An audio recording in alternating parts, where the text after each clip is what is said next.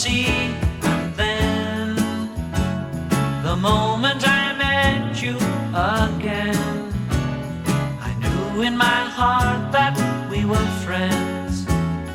It had to be so, it couldn't be no, but try as hard as I might do, I don't know why you get to me in a way I can't describe. Words mean so little when you look up and smile. I don't care what people say, to me you're more than a child.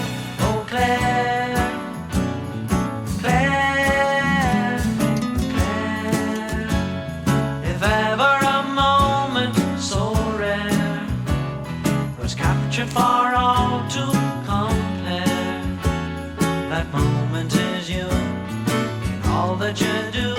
But why, in spite of our age difference, do I cry? Each time I leave you I feel I could die. Nothing means more to me than hearing you say, I'm going to marry you. Will you marry me, Uncle Ray? Oh Claire, Claire.